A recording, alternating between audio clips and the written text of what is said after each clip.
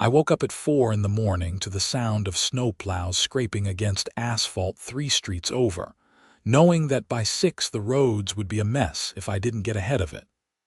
My driveway was already buried under 8 inches of fresh powder, and more was coming down hard. I'd learned the hard way that waiting until daylight meant spending an hour chipping away at ice that had been packed down by my own truck trying to get out. So I did what any reasonable person would do. I got dressed, fired up my snowblower, and cleared my driveway and sidewalk before the sun even thought about making an appearance.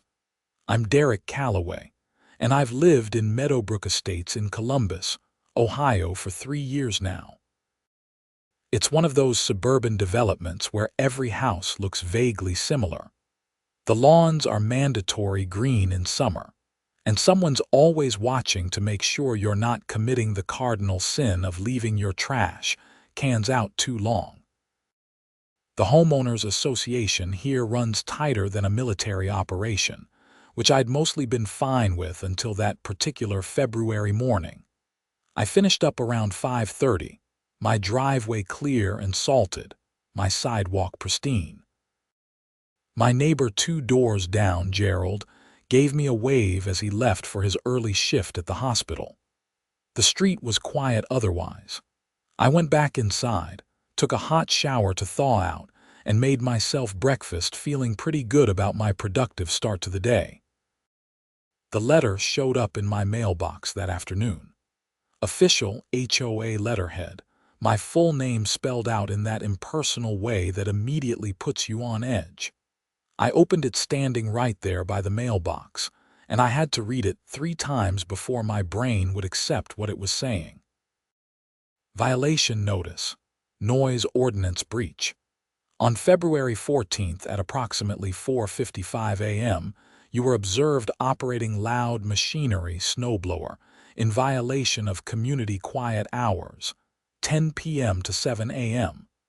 Fine, $150. Please remit payment within 14 days to avoid additional penalties. I stood there in the cold, staring at this piece of paper, feeling my blood pressure rise. They were fining me for clearing snow from my own property, for being proactive, for making sure I could actually get to work, and that nobody would slip and fall on my sidewalk, which would probably result in another fine for negligent property maintenance. The letter was signed by Patricia Brennan, HOA president, with a little printed signature that looked as cold as the woman herself. I'd met Patricia exactly twice. Once at the mandatory new homeowner orientation, where she'd spent 45 minutes explaining the 17 different shades of beige we were allowed to paint our houses, and once when she'd knocked on my door to inform me that my lawn was a 1/4 inch too long according to the HOA guidelines. She was in her late 40s, always wore her blonde hair in the same tight bun, and had perfected the art of smiling while simultaneously making you feel like you disappointed her deeply. I called the HOA office immediately. A bored-sounding receptionist answered. Meadowbrook Estates, HOA, this is Linda. Hi, Linda. This is Derek Calloway from 847 Maple Ridge Drive. I just got a violation notice that makes absolutely no sense. Hold, please. Muzak filled my ear for 3 minutes before Patricia's voice cut through, sharp and businesslike. Mr. Calloway, I assume you're calling about the noise violation. You're fining me for clearing snow from my driveway. I'm fining you for operating loud machinery during quiet hours. The rules are very clear. Patricia, it was snowing. What was I supposed to do? Wait until 7 and then be late for work while I'm digging out? The rules don't have a weather exception clause. If we let one person break quiet hours, everyone will think they can do whatever they want whenever they want. You can clear snow during appropriate hours. The snow doesn't care about your appropriate hours. It was still coming down. If I'd waited until 7, there would have been another 3 inches on top of what was already there. That sounds like a personal problem, Mr. Calloway. The fine stands. Have a nice day. She hung up before I could respond. I stood there holding my phone, anger and disbelief fighting for dominance. This was insane. This was beyond the usual HOA nitpicking about grass length and mailbox colors. This was punishing people for basic home maintenance during a weather emergency. But I paid the fine. I paid it because I didn't want to deal with the escalating penalties and the potential legal hassle. I paid it and I seethed about it, and I told myself to let it go. Then 3 days later, I got another letter. Violation notice. Improper snow placement. Snow removed from driveway was observed piled in yard within 15 feet of sidewalk, creating unsightly accumulation visible from street. Fine. $100. I actually laughed when I read that one. A slightly unhinged laugh, sure, but a laugh nonetheless. Where exactly was I supposed to put the snow? My driveway was 30 feet long. When you snow blow it, the snow has to go somewhere.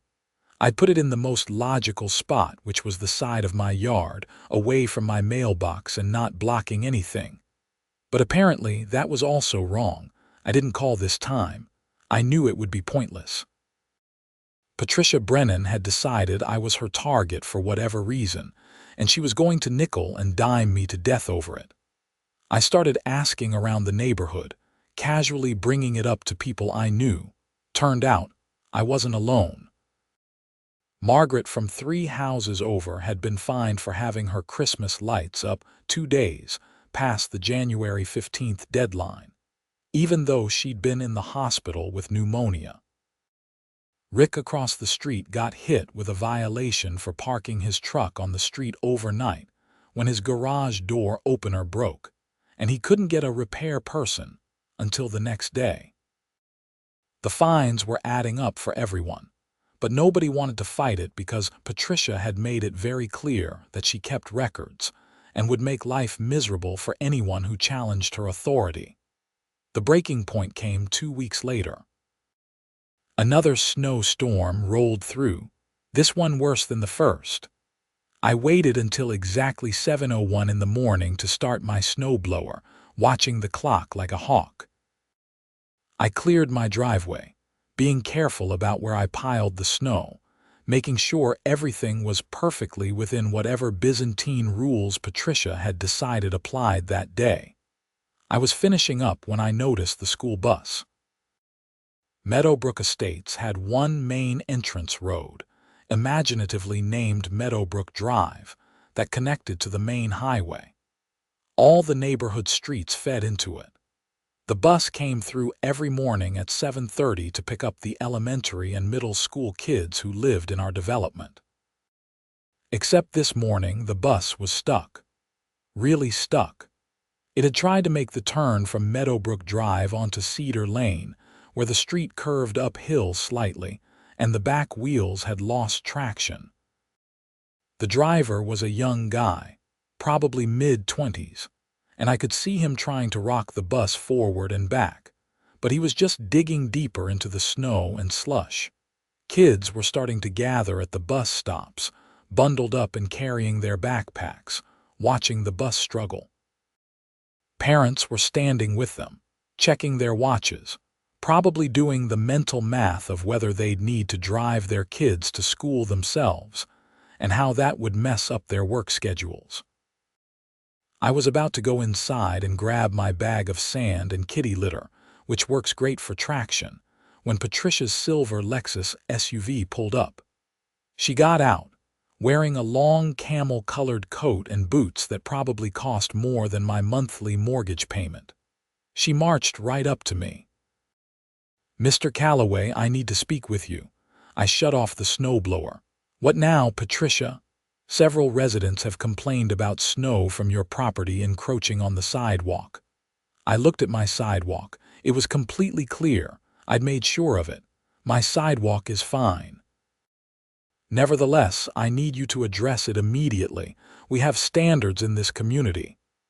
I felt something snap inside me, not dramatically, not explosively, just a quiet, calm breaking point where I decided I was done playing this game.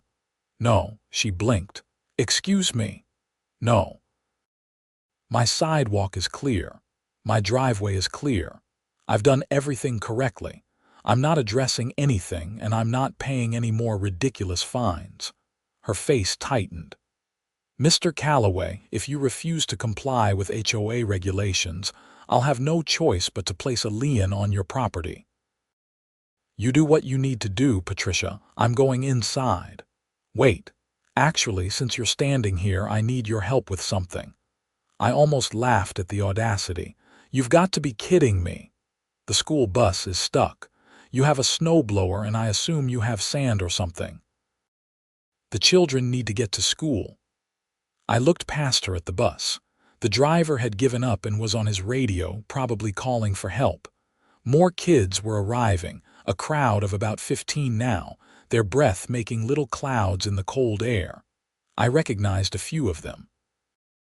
The Thompson twins from around the corner.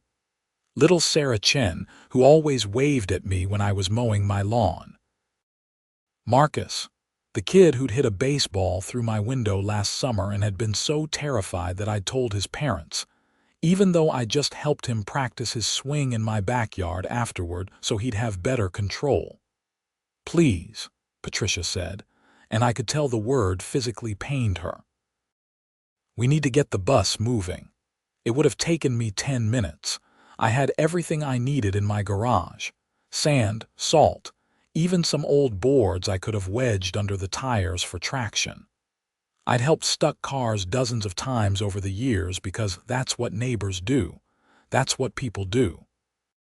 I looked at Patricia Brennan, at her expectant expression that said she already knew I'd cave, because I was a reasonable person, and she could count on that reasonableness to get what she wanted while she continued to make my life hell over non-existent violations. "No," I said again. "That's not my problem. Mr. Calloway, there are children waiting. Then maybe you should help them. You're the HOA president. You're the one who's supposed to care about this community. Me, I'm just a rule breaker who clears snow too early and puts it in the wrong spot. I'm going inside to enjoy my coffee during appropriate hours." I put the snowblower back in my garage, went inside and locked the door. My hands were shaking slightly, adrenaline and anger mixing together. I made myself that coffee and sat at my kitchen table, watching through the window. Patricia stood there for a solid minute, probably processing the fact that someone had actually said no to her. Then she stomped back to her Lexus, got on her phone, and started making calls. The bus driver was also on his radio. Parents were clustering together, discussing options. I watched it all like a reality show. 20 minutes passed. A few parents gave up and loaded their kids into their cars, carefully navigating the slippery streets. But most of them didn't have that option because they had to get to work, and driving your kid to school in bad weather meant being late, meant leaving during rush hour, meant a cascade of problems. 40 minutes. The temperature was dropping. The kids who were still waiting looked cold and miserable, even bundled up as they were. I felt a twinge of guilt, but I pushed it down. This wasn't my fault. This was Patricia's fault for creating an environment where helping your neighbors could literally cost you money if you did it at the wrong time. Patricia's Lexus was still parked there. She was standing outside of it, still on her phone, gesticulating angrily. I couldn't hear what she was saying, but I could imagine. Probably calling every city service she could think of, demanding immediate assistance because she was Patricia Brennan and the world should bend to her schedule. At the hour mark, a city salt truck finally showed up. The driver looked annoyed, probably because he had a whole route to cover, and this wasn't on it. He salted the area around the bus, working methodically. Then he got back in his truck and used it to give the bus a gentle push while the driver carefully accelerated. The bus broke free, fishtailing slightly before the driver got it under control. The kids finally boarded. They were over an hour late. School started at 8:30 and it was now 8:40. Those kids had been standing in the cold for over an hour, would miss first period, and their parents' entire day had been thrown off. And it could have been solved in 10 minutes if Patricia hadn't spent the last month making my life miserable over nothing. I finished my coffee and got ready for work. I ran my own IT consulting business from home most days, so my commute was just walking to my home office, but I had a client meeting downtown that afternoon. My phone rang as I was reviewing my notes. It was Linda from the HOA office. "Mr. Calloway, Mrs. Brennan would like to schedule a meeting with you regarding this morning's incident. Tell Mrs. Brennan that I'm available to meet during appropriate hours, which according to HOA rules do not include business hours Monday through Friday, as that would interfere with resident work schedules. She can check Section 4B of the bylaws that she's so fond of quoting." "Sir, I don't think, have a good day, Linda." I hung up and immediately started documenting everything. Every fine, every interaction, every ridiculous violation notice. I pulled the HOA bylaws from my files and started reading them cover to cover, which I should have done 3 years ago when I bought the place, but hindsight is perfect. Turns out, there was a section about noise violations, but it had explicit exceptions for necessary maintenance during weather emergencies. Snow removal during active snowfall qualified. Patricia had either not read her own rules or had chosen to ignore them because she enjoyed the power trip.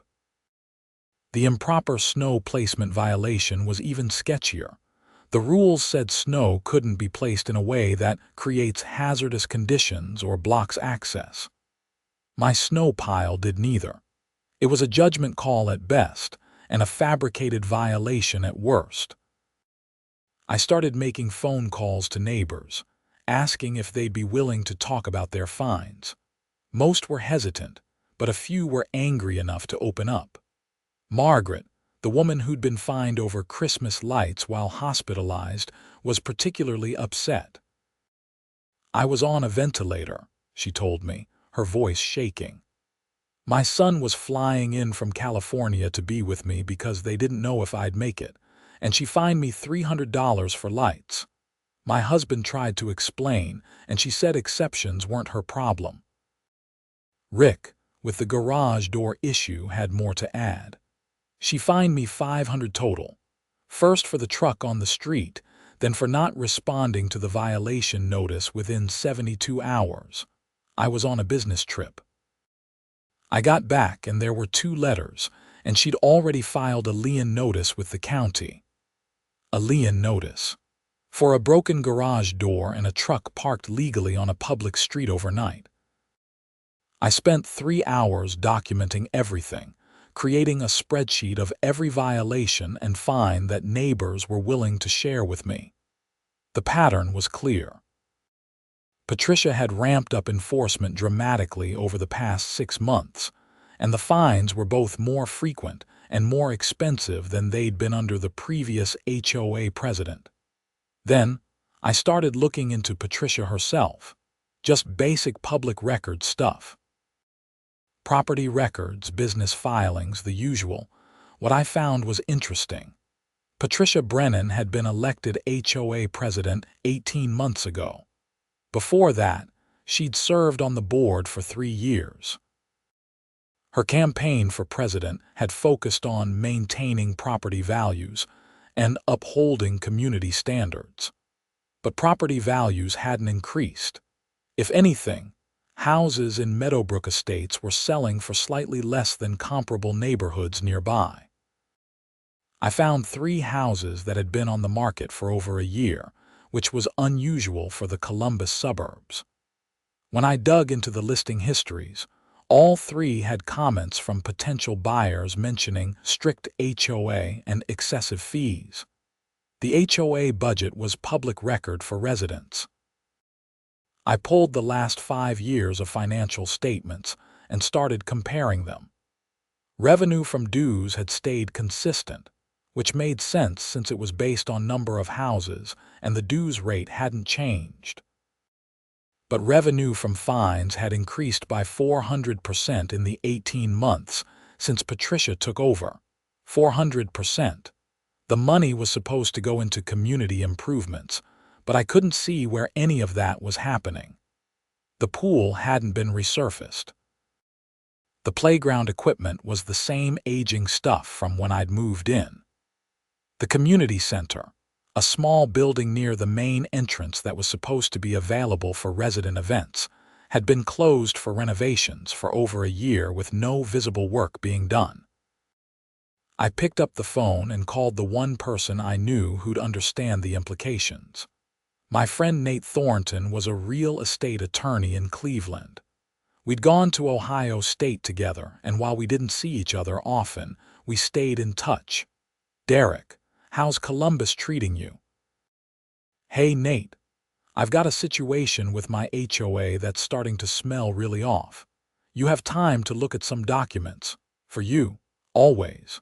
"What kind of off are we talking?" I explained the situation, the escalating fines, the missing improvements, and the financial discrepancy. Nate listened without interrupting, which meant he was taking it seriously. "Send me everything you have. Bylaws, financial statements, the violation notices, all of it. If this is what it sounds like, your HOA president might be embezzling." That's what I was afraid of. Give me a few days. In the meantime, don't pay any more fines, but document everything. Every interaction, every letter, every conversation. If she's running a scheme, she'll get aggressive when people stop paying, and we'll need evidence of that too. I spent the rest of the day compiling documents and emailing them to Nate. By evening, I had a 3-inch binder worth of material printed out and organized. I felt like I was preparing for trial, which maybe I was. The next morning, I got another letter from the HOA. This one wasn't about a violation. It was a notice that I was being charged a $300 fine for interfering with community safety by refusing to assist with the stuck school bus. They cited some clause about residents being required to act in good faith to maintain community well-being. I actually smiled when I read it. This was desperation. Patricia knew that fine wouldn't hold up to any scrutiny, but she was mad and she was trying to punish me. She'd shown her hand. I scanned the letter and sent it to Nate, then posted in the Meadowbrook Estates Facebook group, which I'd mostly ignored until now. I shared the letter, along with a carefully worded explanation of what had happened. "I've been fined for clearing snow during active snowfall, for where I placed that snow, and now for not helping with the bus that was stuck due to the street not being properly maintained by the HOA. I've started looking into our community finances, and I think there are serious questions that need answers. If anyone else has concerns about fines or wants to review the budget together, I'm happy to organize a meeting." The response was immediate and overwhelming. 73 comments in the first hour. People sharing their own fine stories, expressing frustration, saying they'd been afraid to speak up. Someone created a Google Doc where people could add their violations and fines anonymously. By the end of the day, there were 52 entries totaling over $40,000 in fines over the past 18 months. Patricia tried to get the Facebook post taken down, claiming it violated community guidelines. She was a moderator of the group, but there were 3 other moderators and they refused. One of them, a woman named Helen who'd lived in Meadowbrook for 15 years, posted her own comment. "I've been watching this get worse for over a year. Patricia has turned this HOA into a personal fiefdom. We need an emergency board meeting and a full financial audit. I'm calling for a vote of no confidence." That's when things got really interesting. HOA bylaws required that emergency meetings could be called by petition of 20% of residents. We had over 300 homes in Meadowbrook Estates, which meant we needed 60 signatures. People started organizing immediately. Someone created a petition on a secure site, verifying residents through addresses. Within 24 hours, we had 83 signatures. The emergency meeting was scheduled for the following Saturday at 10 in the morning at the community center, which suddenly became available again despite its year-long renovation. Patricia tried to fight it, but the bylaws were clear. She had to hold the meeting. I spent that week preparing. Nate had gone through all the documents I sent, and what he found was damning. The HOA had collected approximately $68,000 in fines over the past 18 months. According to the budget reports Patricia filed, that money had been allocated to various improvements and emergency expenditures. But there was no itemization, no receipts, and no visible improvements. More digging revealed that Patricia had opened a separate bank account for fine revenue management that wasn't part of the original HOA financial structure. The account was only in her name. It should have been in the HOA's name with multiple board members as signatories. "This is textbook embezzlement," Nate told me over the phone. "She's funneling fine money into a personal account and likely pocketing most of it. The lack of itemization is intentional. She's probably fabricated some of those emergency expenditures entirely. Can we prove it?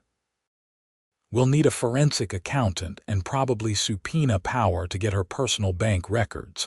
But yeah, the circumstantial evidence alone is enough to trigger an investigation. Once you have that meeting, I recommend someone calls the police and files a report. This isn't just HOA drama. This is fraud." Saturday morning arrived cold and clear. I got to the community center at 9:30, expecting maybe 20 or 30 people to show up.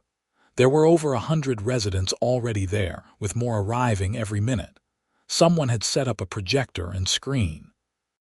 Helen, the Facebook moderator, was handing out printed copies of the financial analysis Nate had helped me prepare. Patricia arrived at 9:55 with 2 other board members, looking calm and composed in a navy suit. She walked to the front of the room like she owned it, set up her laptop, and waited for exactly 10 o'clock before calling the meeting to order. "This emergency meeting has been called regarding concerns about HOA fine enforcement and financial management. I want to assure everyone that all actions taken have been in accordance with our bylaws and in the best interest of maintaining our community standards."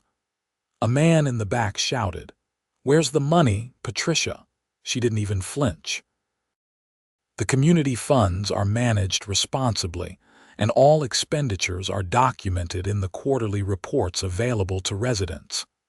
I stood up. "Those reports don't itemize fine revenue separately, and there's a bank account in only your name that contains HOA funds. That's a conflict of interest at minimum and potentially fraud." The room erupted. People were talking over each other, angry voices mixing together. Patricia banged a gavel on the table. "Mr. Calloway, you don't have the floor. These accusations are baseless, and they're documented," I said, louder. "I have bank records showing the account exists. I have financial statements showing $68,000 in fine revenue with no corresponding improvements. I have testimonials from over 50 residents about questionable fines. This isn't baseless. This is evidence." Helen stood up next to me. "I move that we vote for an independent financial audit of all HOA accounts to be conducted by a certified accountant not chosen by the current board." "Seconded," someone called out. Patricia's composure cracked. You can't just demand an audit. That's not how this works." "Actually, it is," said a voice from the doorway. Everyone turned. A man in his 60s wearing khakis and a windbreaker walked in, carrying a briefcase. "I'm Robert Chen, and I was HOA president before Patricia. The bylaws clearly state that residents can petition for an audit with a majority vote at any official meeting. This is an official meeting called by proper petition. The vote is valid." Patricia's face went white. "Robert, this isn't your concern anymore. It is when my granddaughter stood in the cold for an hour because our HOA president was too busy harassing residents to maintain basic street safety. Let's vote." The vote was nearly unanimous. Only 3 people abstained, probably board members loyal to Patricia. Everyone else raised their hands in favor of an audit. "Fine," Patricia said, her voice tight. "I'll arrange for an audit. It will take several weeks to schedule and already done," I said. "I have a forensic accountant ready to start Monday morning. Sandra Mitchell from Mitchell and Associates. She's one of the top forensic accountants in Ohio and specializes in organizational fraud. She just needs access to all accounts." Patricia stood there, frozen. I could see the calculations happening behind her eyes, trying to find a way out. Then she grabbed her laptop and headed for the door. "Where are you going?" Robert Chen called out.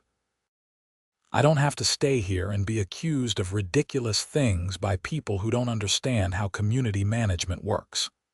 "You actually do," Robert said. "Bylaws require board officers to remain present for all official meeting business. If you leave, that's grounds for immediate removal." She left anyway, walked right out the door, got in her Lexus, and drove away. The room buzzed with shocked conversation. Helen stood up again. "I move that Patricia Brennan be removed as HOA president effective immediately for abandonment of duties and pending investigation of financial impropriety."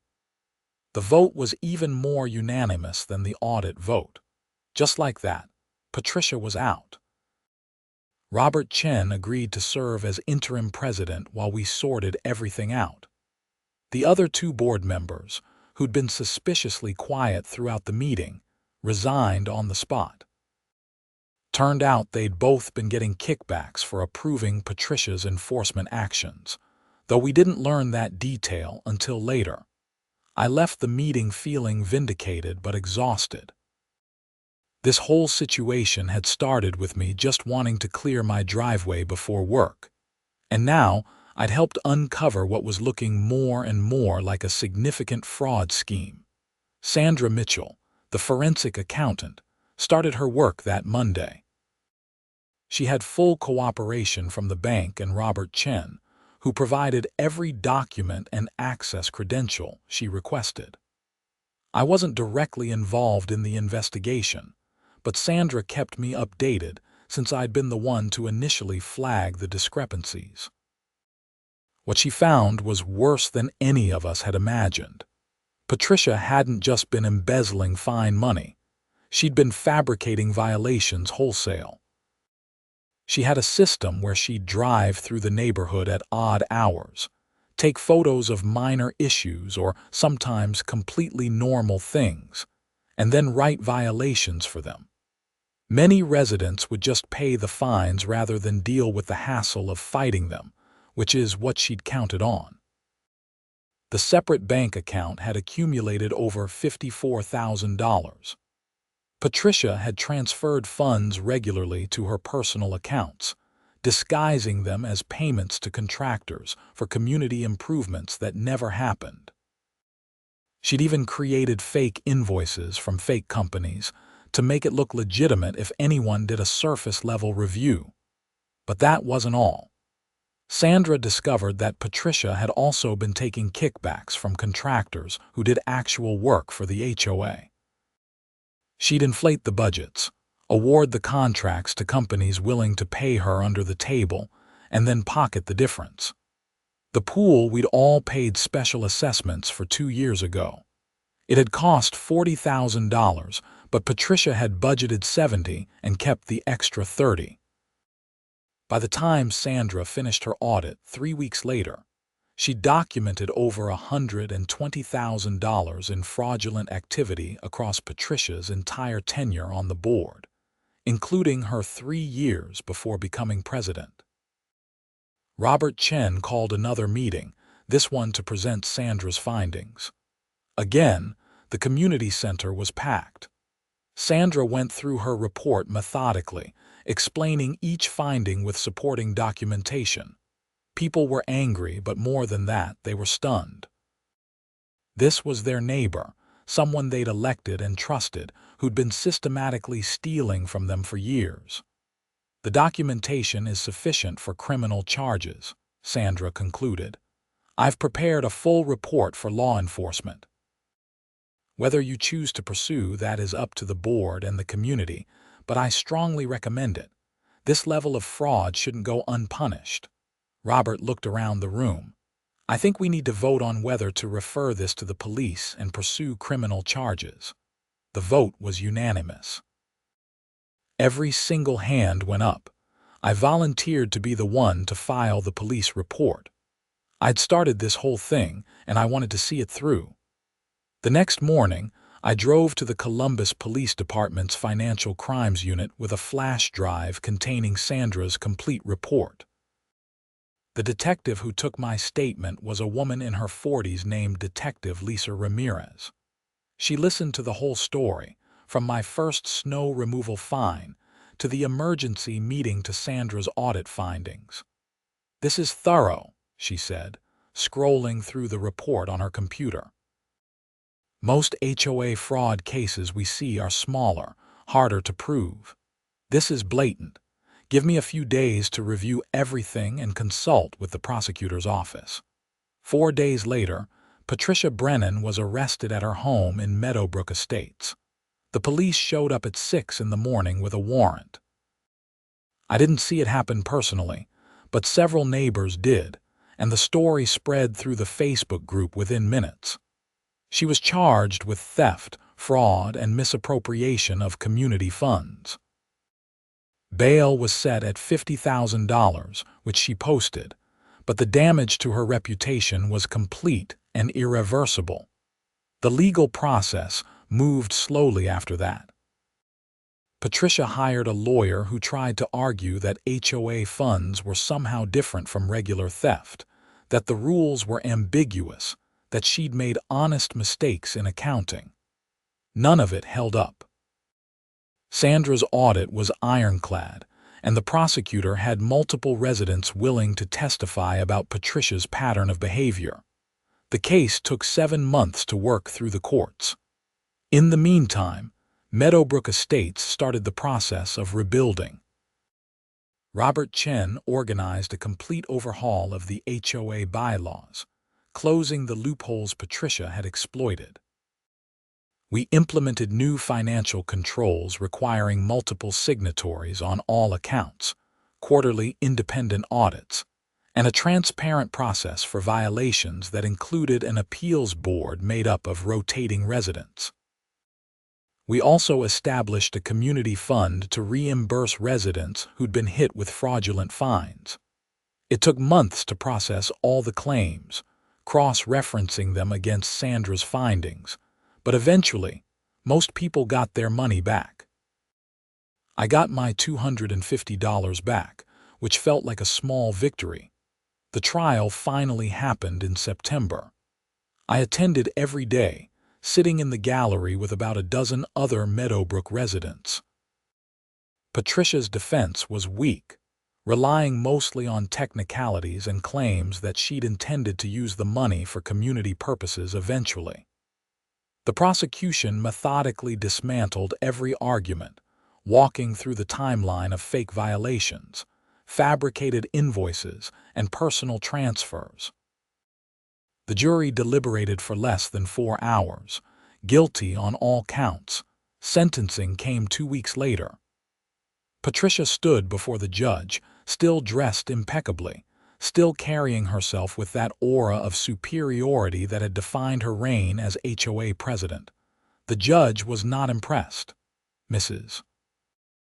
Brennan, you held a position of trust in your community.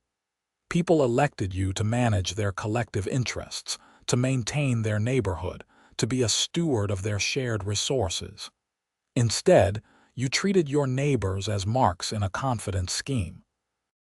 You harassed them, fined them for imaginary violations, and stole from them systematically for years. This court views that breach of trust as a serious aggravating factor. He sentenced her to 4 years in prison and ordered full restitution of $120,000 plus interest and penalties. Patricia didn't react, just stood there stone-faced as the bailiff led her away. I felt satisfied but not triumphant. This whole situation had been exhausting and had taken up nearly a year of my life. All because I'd cleared snow from my driveway at 5 in the morning. Life in Meadowbrook Estates slowly returned to normal, though a better normal than before. Robert Chen stayed on as president for a full term, and the new board he assembled actually seemed interested in improving the community rather than just enforcing rules. The pool got properly resurfaced. The playground equipment was replaced with modern, safe structures. The community center was genuinely renovated and started hosting monthly events, everything from movie nights to seasonal parties. The violation system was reformed too. Minor issues got friendly reminders, not immediate fines. Actual problems were addressed with reasonable timelines and genuine offers to help if residents were struggling. Weather emergency exceptions were explicitly added to every relevant rule. The whole atmosphere shifted from punitive to collaborative. I got to know my neighbors better through all of this. Margaret, who'd been fined over Christmas lights, invited me over for dinner several times. Rick and I started a weekly poker game with a few other guys from the neighborhood. Helen and I co-chaired a committee to review and update the bylaws periodically, making sure they stayed reasonable and clear. The school bus incident became neighborhood legend. Kids who'd been stuck that morning, now 8th graders and high schoolers, still talked about the hour they spent in the cold and how it led to their HOA president going to prison. I became Mr. C, who took down the HOA, which was both embarrassing and kind of cool. My house remained violation-free. I cleared snow whenever I needed to, piled it wherever made sense, and never got a single letter about it. I let my grass get a little long sometimes in the summer when work was busy. Nobody cared. I accidentally left my trash cans out for 3 days once when I was traveling. A neighbor just wheeled them back up to my garage without mentioning it. That's what a community is supposed to be like, I realized. People looking out for each other, cutting each other slack, handling minor issues like adults instead of weaponizing rules for power trips or profit. 2 years after Patricia's arrest, I was out front putting up Halloween decorations when a moving truck pulled into the house that had been Patricia's. A young family, parents in their early 30s with 2 small kids, started unloading boxes. I walked over to introduce myself. "Welcome to Meadowbrook. I'm Derek Calloway. I live 3 houses down." The husband shook my hand enthusiastically. "Thanks. I'm James. This is my wife Karen and our kids Lily and Mason. We're so excited to be here." The realtor told us this neighborhood has a really active HOA that maintains high standards. I couldn't help but laugh. "We have an HOA, yes, but I promise it's nothing like what you might be expecting. We're pretty reasonable these days." Karen looked relieved. "That's great to hear." Our last neighborhood, the HOA, was a nightmare. The president was constantly fining people for ridiculous things. "Funny story about that," I said, and proceeded to give them the abbreviated version of the Patricia Brennan saga while James and Karen listened with growing amazement. "She went to prison," James said. "Over HOA fines, over fraud and theft. The fines were just how she did it. But yeah, the whole thing started because she fined me for clearing snow too early, and I decided I'd had enough. Karen looked at the house they'd just bought, Patricia's former house, with new appreciation. We got this place for a really good price. Now I know why. Don't worry about it, I said. That was her story, not the house's story. You'll make your own memories here. Good ones, hopefully. And if you ever need help with anything, moving furniture or clearing snow or whatever, just knock on my door. They did knock on my door several times over the following months. James and I moved their piano together. I showed them the best spots in Columbus for family activities. Their kids played with the other neighborhood kids at the renovated playground. They became part of the community, which is exactly how it's supposed to work. I occasionally thought about that February morning when I'd refused to help the stuck school bus, wondering if I'd made the right choice. It felt cruel at the time, letting those kids stand in the cold. But if I'd caved, Patricia would still be running her scheme, residents would still be getting squeezed for fraudulent fines, and nobody would have questioned the system.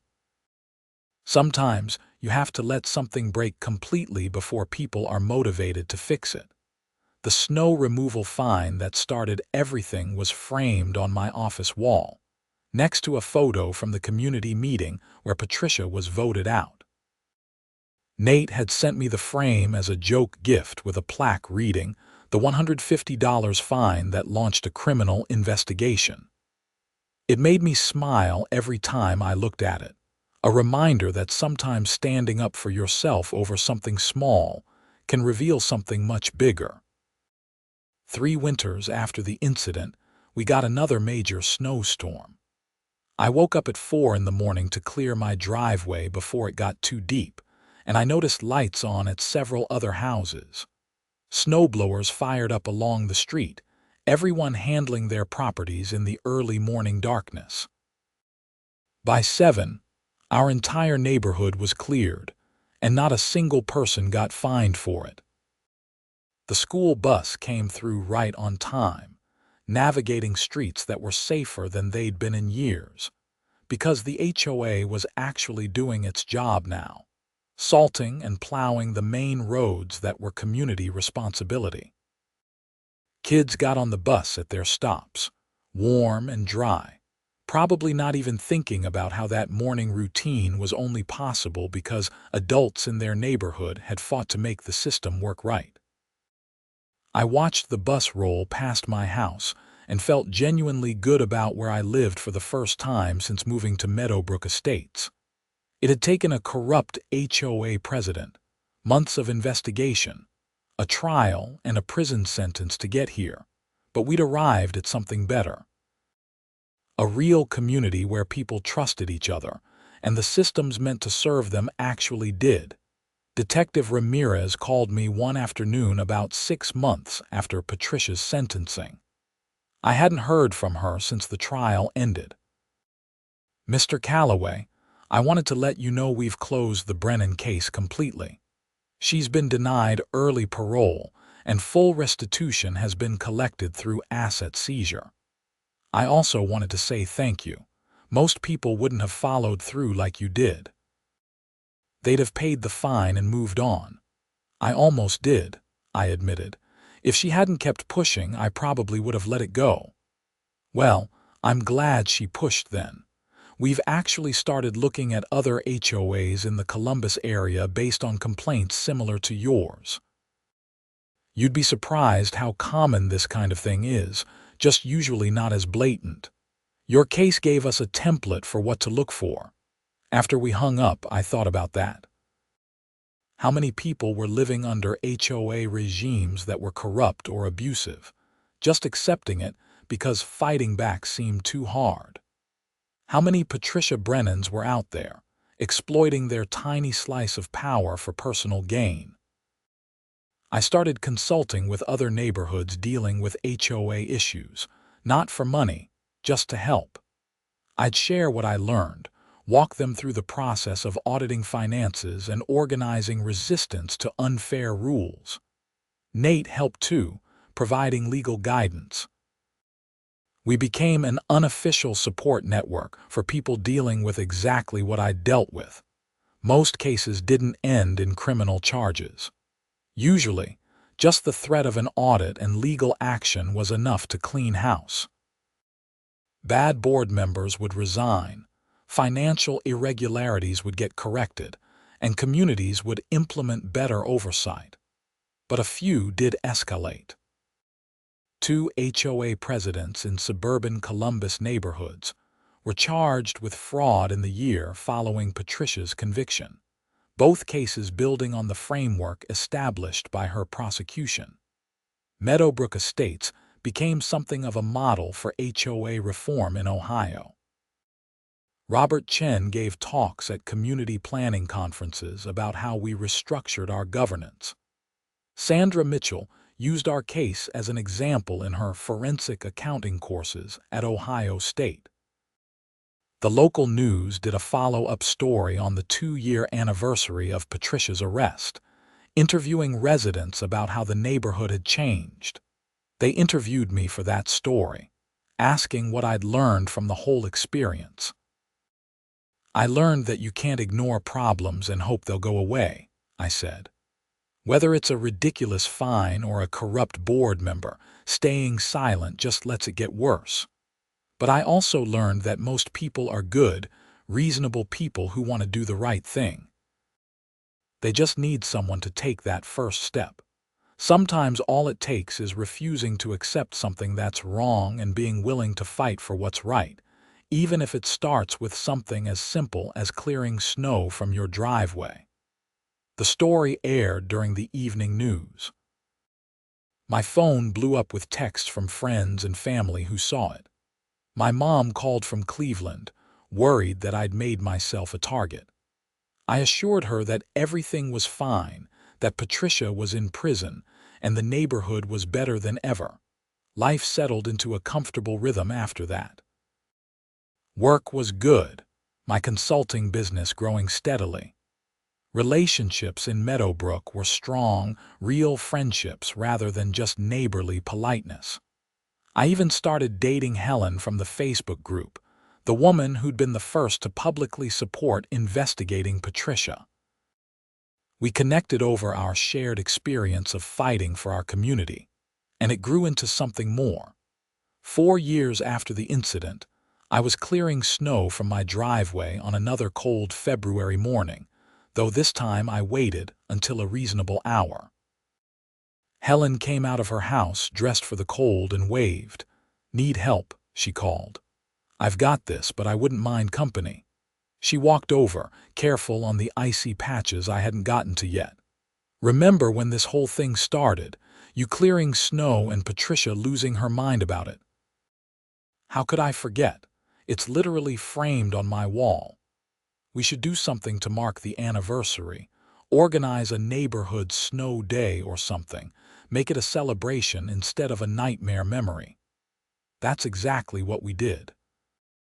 The following weekend, we organized the first annual Meadowbrook Snow Festival. Hot chocolate, snowman building contests, sledding on the hill by the community center. Kids and adults came out, bundled up against the cold, enjoying winter instead of dreading it. Someone made cookies shaped like snowplows. The local news covered that too, a feel-good piece about a neighborhood coming together. Standing there watching kids laugh and parents chat and neighbors help each other build increasingly elaborate snow sculptures, I felt a sense of pride that had nothing to do with taking down a corrupt HOA president. It was pride in what we'd built afterward, the community we'd created once the dysfunction was cleared away. Patricia Brennan served 3 years of her 4-year sentence before being released for good behavior. By then, she'd become irrelevant to Meadowbrook Estates. She moved to Cincinnati, starting over somewhere far from the community she'd exploited. I heard through the neighborhood grapevine that she'd been required to attend financial ethics courses as part of her parole and was working as a receptionist at a dental office, about as far from a position of power as possible. I felt no satisfaction in her downfall, just a dull acknowledgement that consequences had been appropriate. She'd stolen from people who trusted her, and she'd paid the price. That was justice, not revenge. The story of the HOA fine and the stuck school bus became one of those tales that got told at neighborhood gatherings, details getting slightly exaggerated with each retelling. In some versions, there were 30 kids standing in a blizzard. In others, I dramatically confronted Patricia in front of the entire neighborhood. The truth was more mundane, but I let people tell their versions. Stories become mythology, and mythology becomes part of a community's identity. What mattered was the truth underneath the story, the real lesson that residents absorbed and carried forward. We had power when we worked together. We could hold leaders accountable. We could create the kind of neighborhood we wanted to live in. Those principles stuck long after the details blurred. 5 years after everything started, I refinanced my mortgage and had to pull all the documentation on my house, including the original HOA documents from when I bought the property. Reading through those first bylaws, the ones that had been in place when Patricia ran things, I was struck by how many traps were built into them. Vague language that allowed for arbitrary enforcement, fee structures that incentivized violations, no checks on leadership authority. It was a system designed to be abused, just waiting for someone like Patricia to come along and exploit it. The new bylaws we'd written were clear, specific, and fair. Every rule had a stated purpose. Every fine had a graduated warning system. Every decision required transparency and the possibility of appeal. It wasn't perfect, but it was so much better that comparing the two documents felt like comparing different worlds. I thought about all the people currently living under bad HOA regimes, dealing with their own Patricias, feeling powerless to change anything. I thought about the neighborhoods where corruption or simple bureaucratic dysfunction made residents' lives miserable. And I was grateful that I'd been stubborn enough, angry enough, and lucky enough to fight back. Because that's what it took, ultimately. Stubbornness, anger channeled productively, and luck that I had resources like Nate and found people like Sandra and Robert who were willing to help. Not everyone would have those advantages. But maybe sharing the story, showing what was possible, would inspire someone else to take that first step in their own community. The snow removal fine remained on my wall, a little piece of paper that represented so much more than $150 and a noise violation. It represented the moment I decided to say no, the moment a community started waking up, and the first domino in a chain that led to real change. Every winter when snow started falling, I'd look at that frame and smile, then grab my snowblower and head out at whatever hour made sense to clear my driveway. No fear of violation notices, no anxiety about arbitrary fines. Just a guy taking care of his property in a neighborhood where people looked out for each other, and the HOA actually served the residents instead of ruling over them. That was the real victory. Not taking down Patricia, not the criminal conviction, not even the money people got refunded. The real victory was living in a place where clearing snow at 4 in the morning was just a normal, reasonable thing to do, and nobody would dream of punishing you for it. That freedom from arbitrary authority, that trust between neighbors, that functioning system of community governance was what we'd fought for, and what we'd won. And it all started because I refused to help push a school bus out of the snow.